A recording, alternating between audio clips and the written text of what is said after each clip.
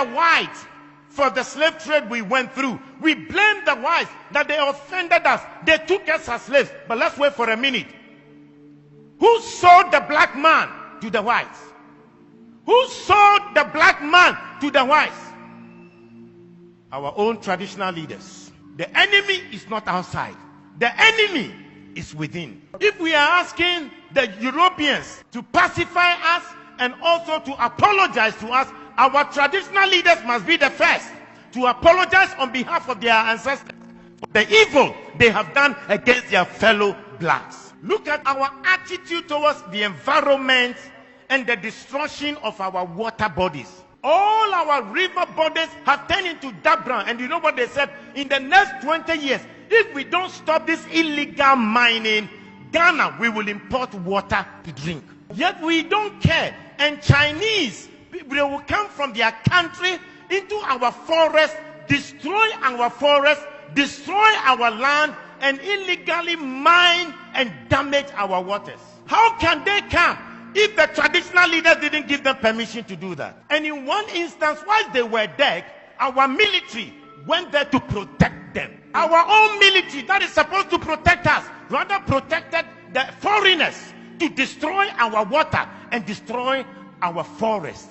The enemy is not outside, the enemy is within. If you look at our own systems and structures in our country, we don't have a better system to improve the lives of people. Pastor, I was surprised when I read in China, they had a 10-year vision, and they said from 2011, their vision was that in 10 years from 2011, and 10 years from 2011 will be what year?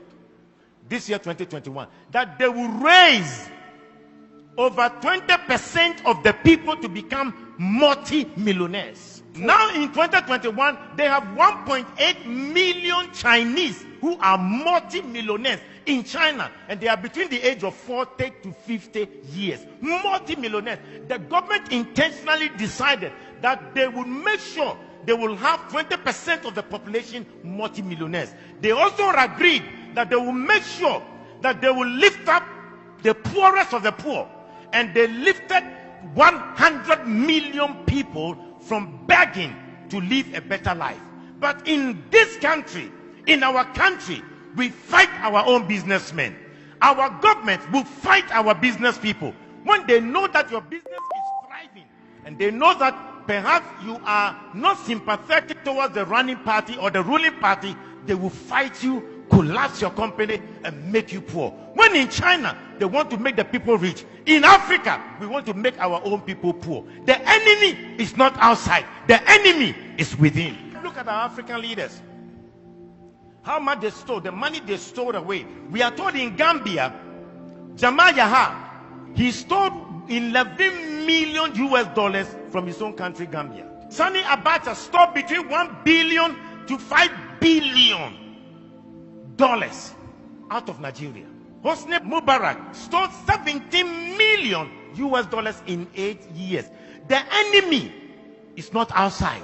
The enemy to our own progress is within. Look at our presidents, the presidents who were fighting for our independence, what we did to them. In Togo, the man who fought for the independence of Togo, called Sylvanus Olympio. When Togo got independence, he decided that they would not use the French franc, the French CFA. They decided they will have their own Togo currency. And you know what? They used Iyadema to kill him and to get rid of him. When Olympians wanted to make Togo great, the enemy within, the Judas within, killed him. In Burkina Faso, the man who gave them independence, Maurice Yamego, was eliminated by his own people. When Thomas Sankara came, his own body group killed him and got rid of him. The enemy is not outside. The enemy is within. You look at our own country. Kwame Nkrumah started a new vision to develop Ghana, and who undermined him from within? They threw him out by Kotoka. Today we celebrate Kwame Nkrumah, but the own Judas will damage him.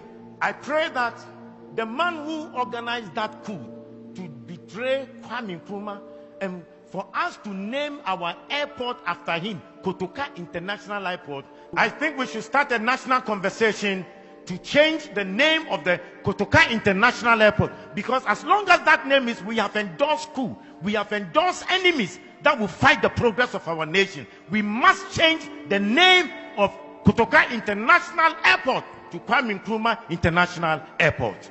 The enemy is not outside, the enemy is within. We need to ask God to give us a new character. Let's change our behavior and have new values. Because the person will be smiling with you, smiling with you, yet he will stab you at the back. How can you have a father who wants to destroy your life? Yet in Africa we have governments that do not want to make the people or improve the lives of the people. When in overseas, their governments have created an environment for every citizen to be better. Why is it that our governments can't think about the welfare of the citizens? And we kill the businesses of our own people?